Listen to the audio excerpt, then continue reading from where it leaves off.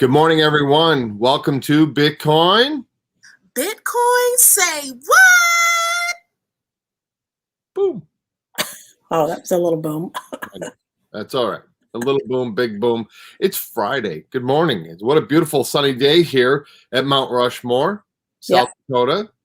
I've never been there. Want to go there at some point. When we stop working, we'll head on up there. So how you doing this morning? I'm doing great. I'm doing awesome. And we're here to share the positive news of the crypto market and the just general news, what's going on. So I like to actually lead off today with a video of a gentleman by the name of, I believe, Mark Yusko. And I would like everybody to kind of take a peek at this. We'll share part of it. Yeah, that was one of the articles I was going to be doing, so I can follow that up. If not, but we'll listen to part of the video and then you can follow it up. Oh, absolutely. All right, this says this Bitcoin misconception could be what takes it to 250K, according to Morgan Creek's Yusko. Well, look, it's just about network adoption and increased usage, and that's a longer term view. I think there are some out there that think that could happen this year. I'm probably more in the 4 to 5 year time horizon for that price, but this is a network, and networks grow in an exponential way. This is the fastest network in history to $1 trillion of value, right on the heels of the FANGs that took, 15 to 20 years, depending on which one you look at. So, Mark, can you quick explain what the FANGs are? If anybody is on the stream and doesn't know what the FANGs are. FANGs are all the big tech companies, Facebook, Amazon, Apple, I think Netflix, and Google. Okay. And I think what people miss is this is a technological evolution of computing power that isn't going away. It's not a trading sardine. It is a powerful computing network that is going to become the base layer protocol for the Internet of Value. But there are other cryptocurrency solutions, and that's become a bigger debate here in 2021, Mark. It's not just Bitcoin, it's Ethereum, and you could even say Dogecoin among others. So why Bitcoin and not the others? Tell me why. Don't say Doge. Doge is a joke. What about Ethereum the then? issue is like the internet has a series of protocols. There's TCP/IP, which you and I are using right now to communicate. There's SMTP for email, HTTP for websites, and then www that ties it all together. Bitcoin is a base layer protocol, probably the base layer protocol like TCP/IP. And Ethereum is like the www. It's a toolkit for building applications that will eventually run on those base layer protocols. So yes, there's room for a couple of protocols to survive, but there are thousands of coins, and Doge is in that category, that really are useless. They're just utility tokens that have no underlying value or use case, and they'll eventually disappear. All right, so you want to expound upon that, Mark? Well, let me see if I can, let me pull up his article here real quick. So, like he said, this is a base layer. Bitcoin is a base layer, and it's like a house. You have to build the house on a sound foundation. The whole process, the whole thing behind Bitcoin is they're building it correct. They're building it slowly, but it's being built correctly. So, right. So you keep looking for your article, and I'll keep talking. We're behind Mark is a beautiful Mount Rushmore. We always show a piece of America, and I was running kind of frantic this morning, and I put the same picture behind Mark. So it's awesome. And whenever you're ready to share, go ahead. Hey, you know what? For some reason, my article did not come into where I'm at here. Okay. So it's Friday. Usually this is like a Monday. So how about I roll to the next one that. Well, I want to just quick say that there are, I believe, some true value coins and blockchain protocols out there, or whatever you want to call it, if I'm not calling it the right thing. But if Bitcoin doesn't survive, I don't think the other ones will survive. So you don't have to be a Bitcoin maxi in order to be an investor in the crypto sphere. But do understand that if that one doesn't survive, I don't know if the other ones will. So some people say, oh, Ethereum's going to take over and then Bitcoin's going to crash.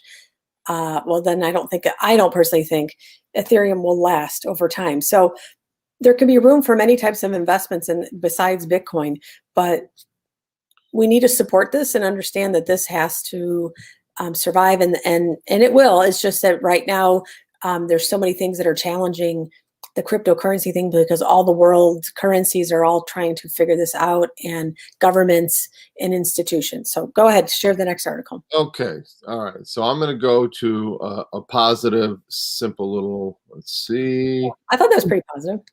Okay. What we talked about. Yeah. No, I know, but I'm going to keep adding to the positivity. All right, go ahead. All right, here we go. From Bitcoin Magazine.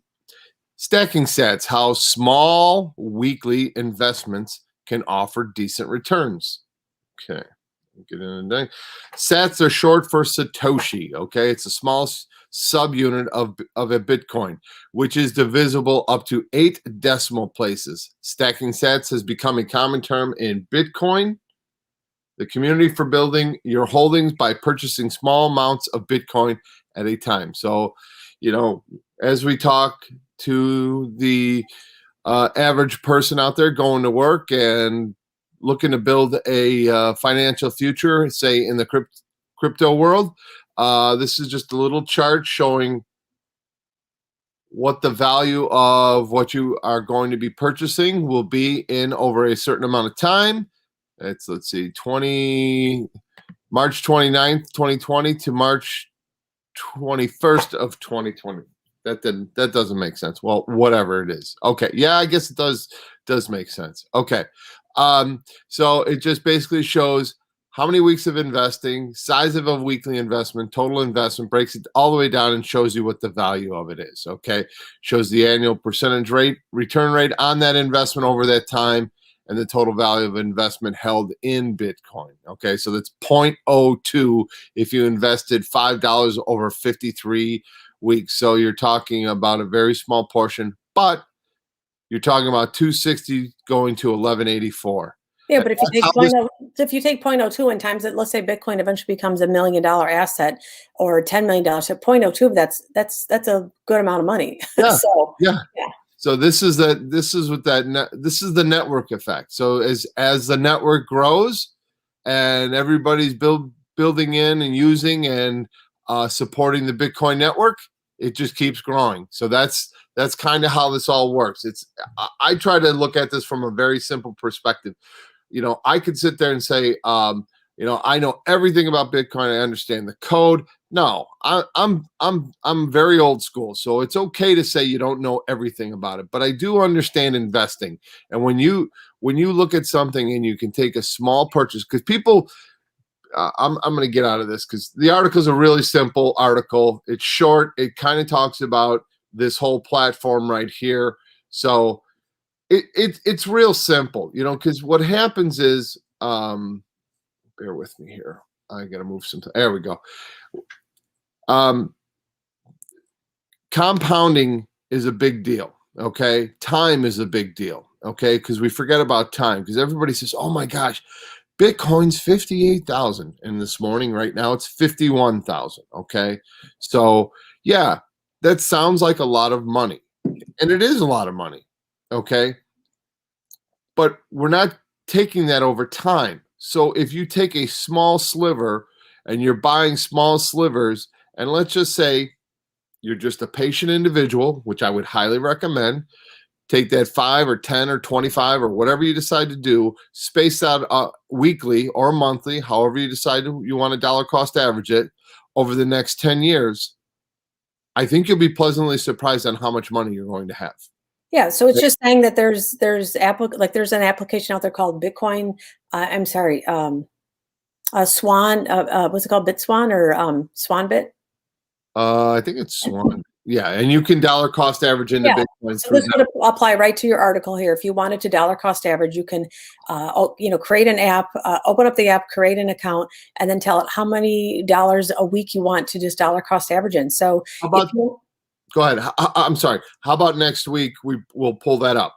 Okay, yeah, and then it's just a matter of putting in 5, 10, 20, 30, 40, $50 a week. It's not so that you have to do, everybody thinks that they have to try to act like the richest guy, on your block or something. It's just a little bit, and it's about the consistency of it. So that's what you might be the richest guy in the block if you put this little bit away for say 10 years. Right. No, that might, there's the thing.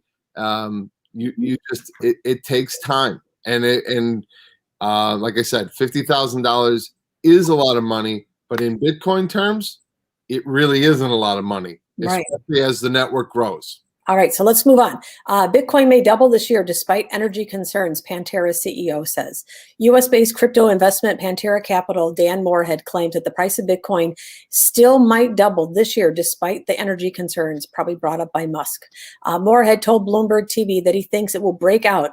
In their earlier letter to investors, the company had forecasted that Bitcoin would hit 115K this August, and it's essentially on that pace to do that, said the CEO. It hit all the monthly milestones up through April.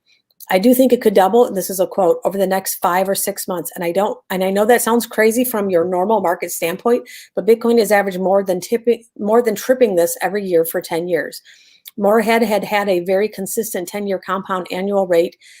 Bitcoin had a very annual rate of 233% a year. And while there have been some bubbles and bear markets, if you zoom out and look at it from a multi-year perspective, the log growth has been very consistent. Bitcoin is still well below its 10-year compound annual growth, and so we're not in a bubble or an overpriced territory. Therefore, it might be a good chance to buy now, as he suggested. Musk is a mercurial person, changing corporate strategy pretty quickly in this case. But what's important to note, he said, is that Tesla is staying long and not selling their Bitcoin. Right. So, everybody freaked out when Musk said that they weren't going to accept it just to buy his Tesla cars. Who cares? He said that he's still holding on to the Tesla Bitcoin and his personal. So, whatever. No big deal. Honestly, here's the thing. I've said it on other casts that we've done.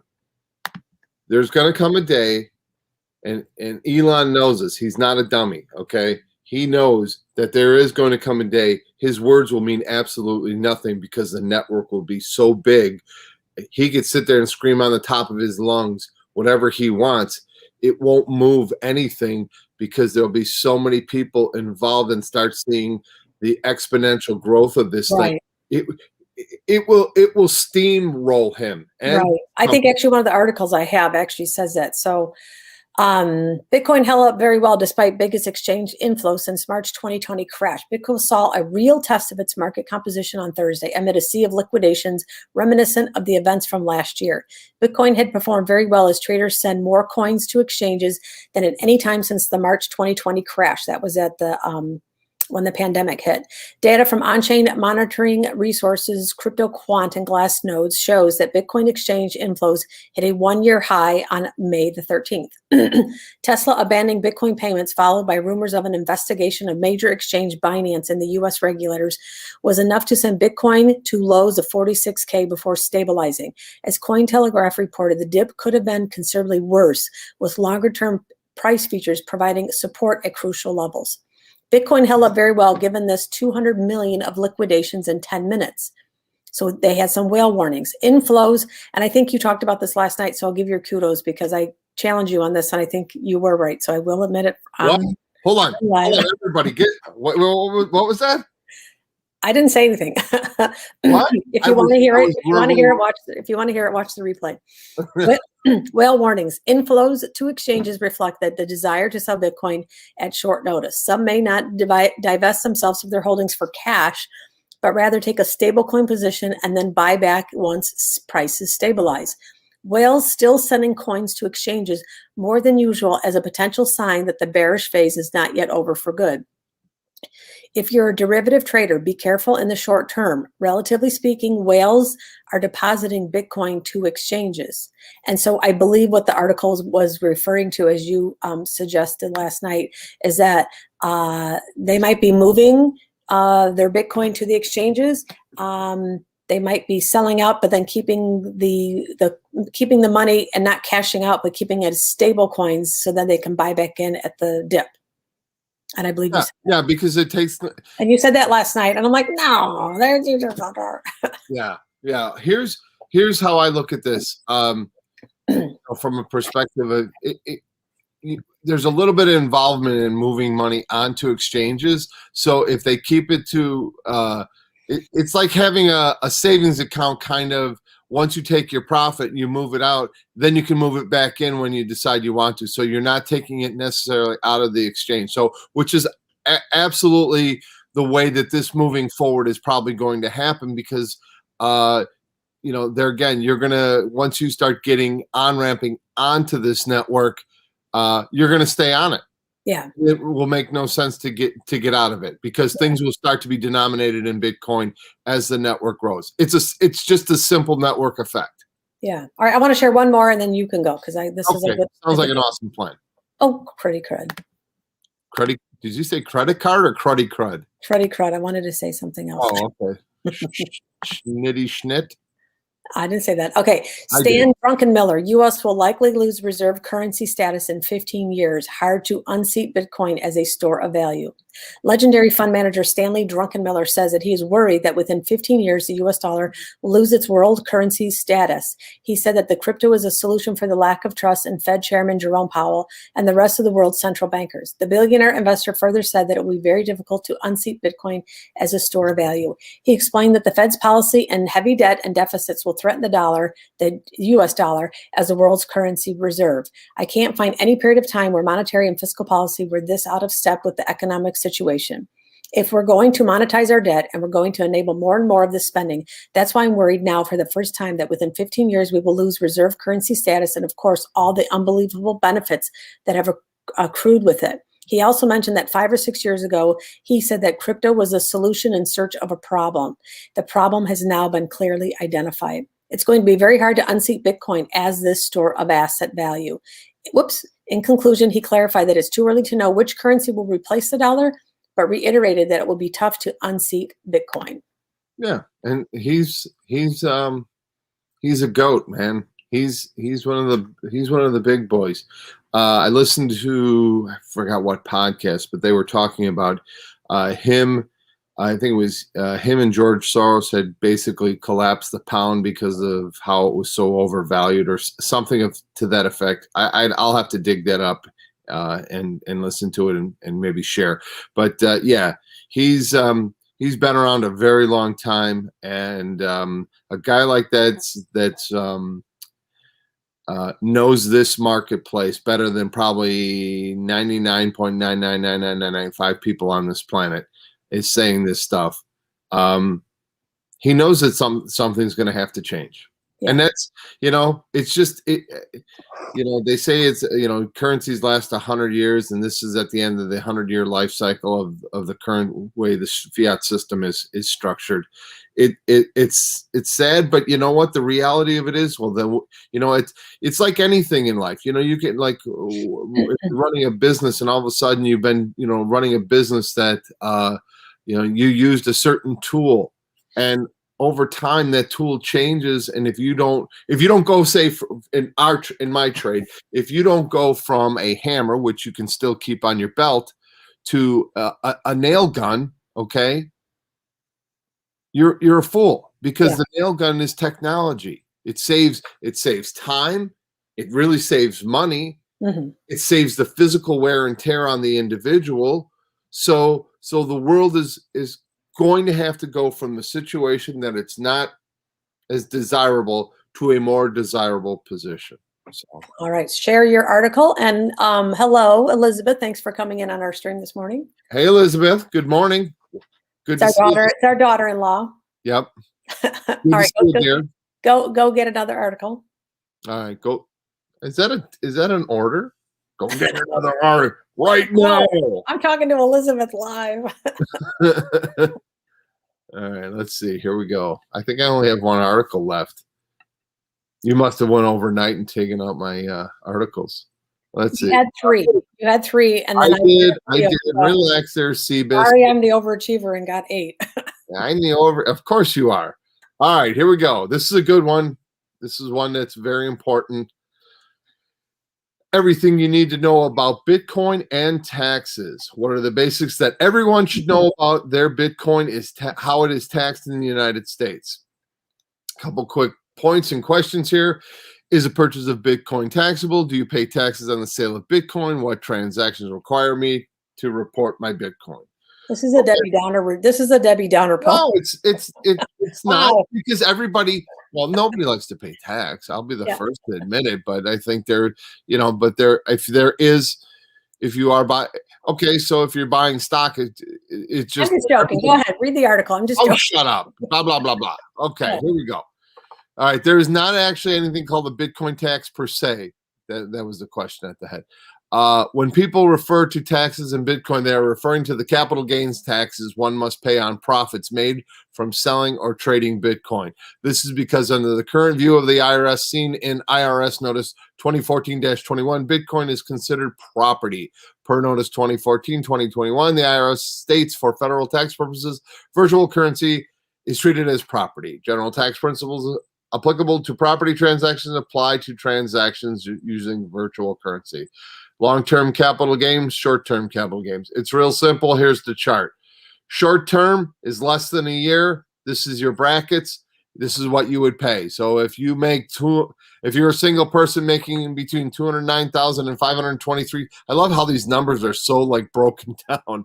I know. You would be in a 35% tax bracket on your capital gains. If you decide to keep it for over a year and you make less, you're married, filing jointly, you would pay 0% on your long-term capital gain. Okay, and that's over a year. Okay. Yeah, so they can read the chart and figure out which one applies to them. So and the point is that they're going to get taxed if they make a profit on it.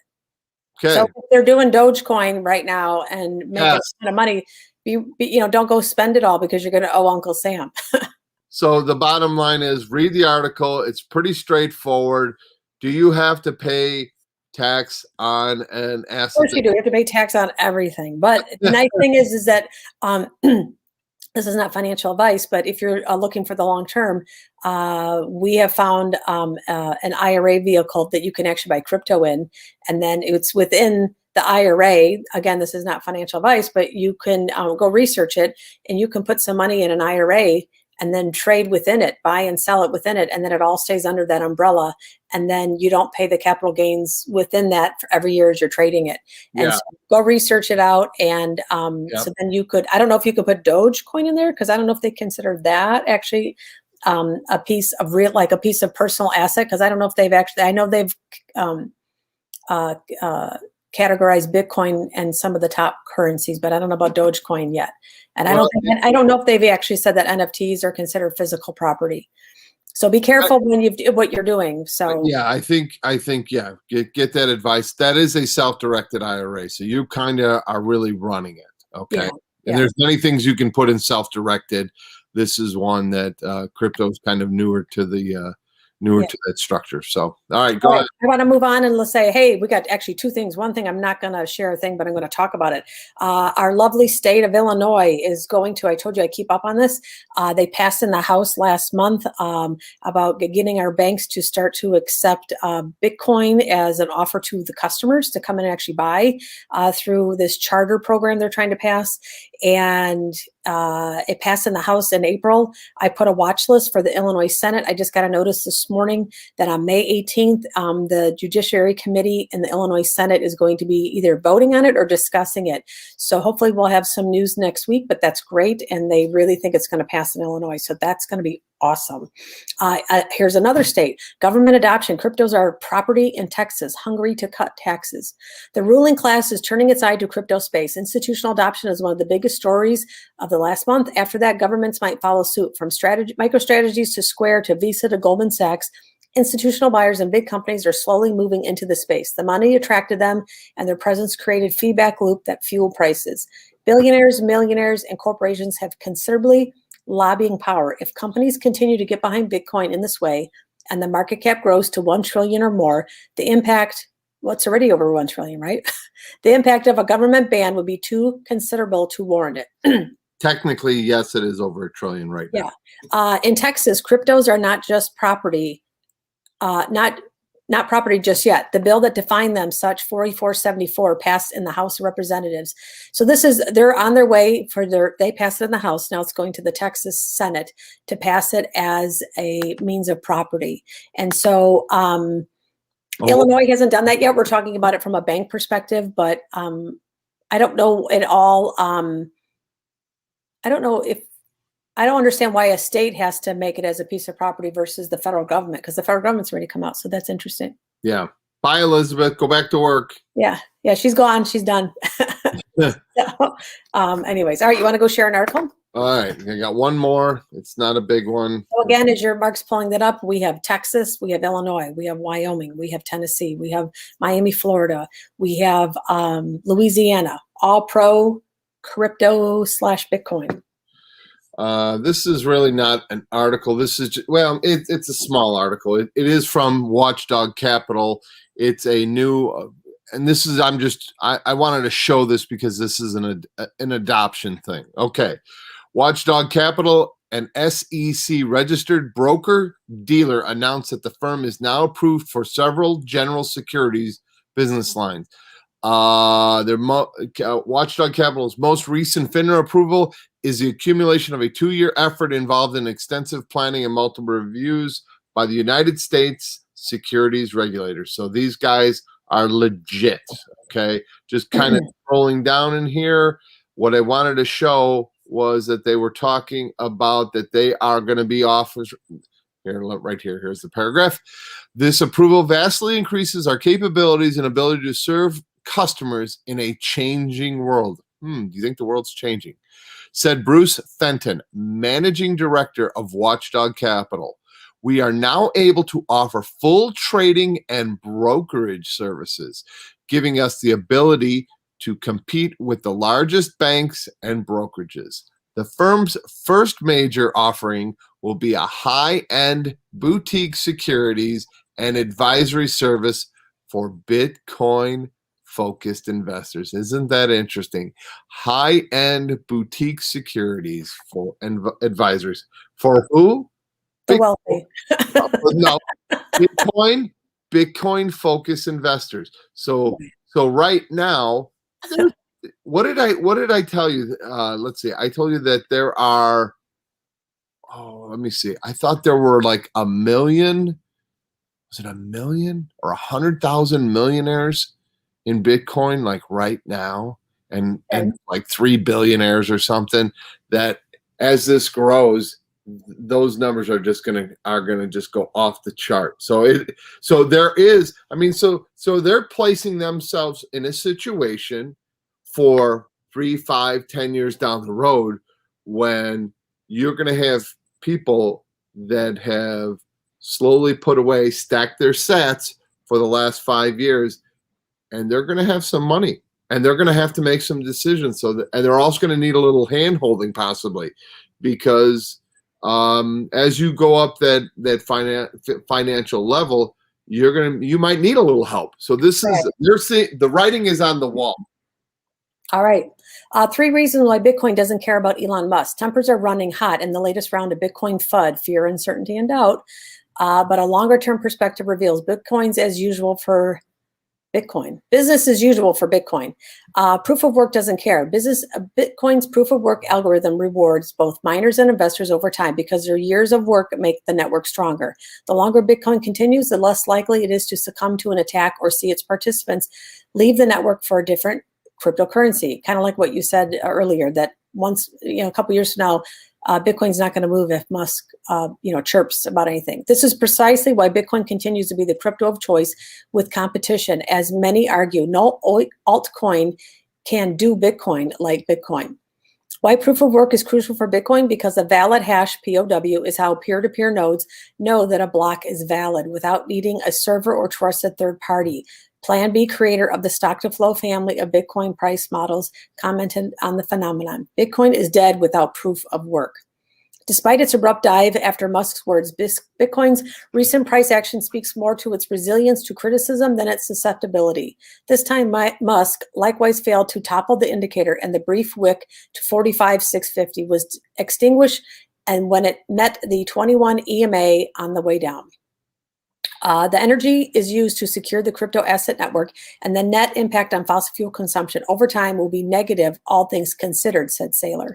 Unless you've used switched your rockets and battery manufacturing to a more sustainable energy, you're going to look like a clueless big hypocrite, he tweeted, alluding to Musk's other company, SpaceX.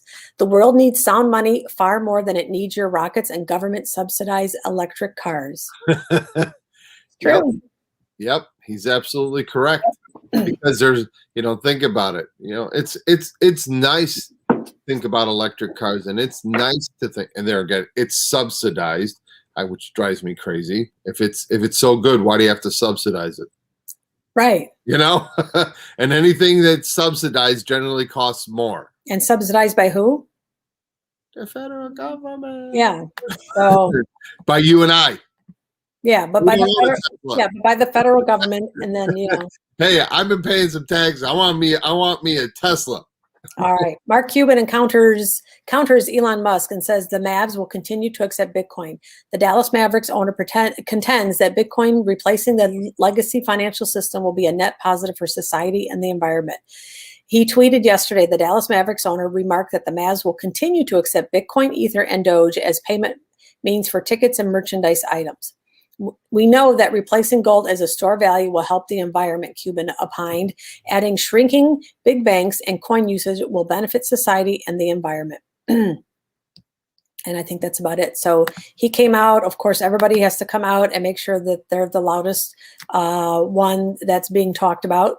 And, it's kind of funny. He is, he is who he is. I mean, honestly, there again, there's going to come a day, and I'm telling you, I really think within a year, maybe two, because once this starts to grow a little, let's say we go to 100,000.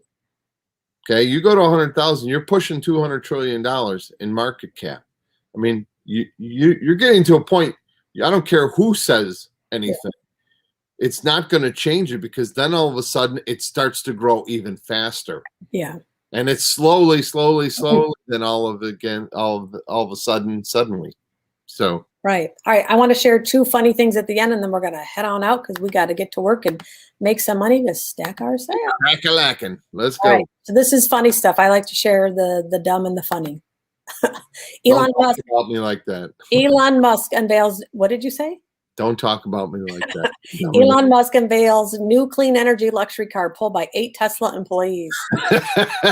I didn't see that one. That's fun. See, now that's funny. Yes. So he's all worried about energy and fossil fuels. So here we go. This is it. That's it. And then this is my all-time favorite, and we're going to play the whole thing. Oh, I did see this.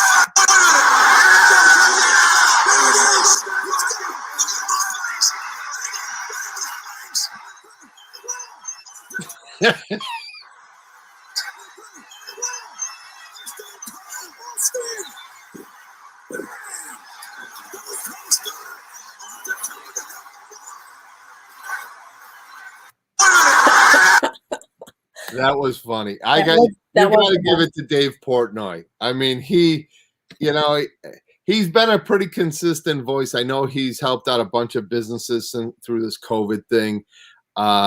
He seems like he's a genuine guy. He's a little bit of a carnival barker, but you know what? Honestly, he's the king of marketing as well. So yeah, he's a smart cookie. It's fun because he has from what I've kind of followed him. I haven't followed him that closely, but he seems like he's kind of that average guy. And right. maybe that's the whole marketing spiel. Do you know what I mean? Do you know what it means when they call him someone mitten hands?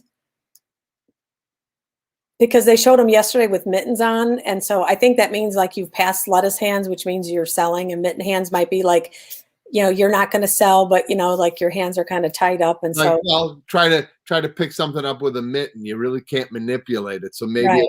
I think maybe you go from lettuce to mitten. Maybe you go from lettuce to mitten hands to eventually. I don't know. So maybe that's one of the things we can look up is mitten hands and what that means. So because they showed a picture with Elon Musk yesterday, and he had mitten hands on. I think they put lettuce on Musk, so it was just funny. It's just funny stuff. So you gotta have fun in the world. Yeah, absolutely. And we were just talking last night with a couple guys, Brendan and I, and we're talking about adoption.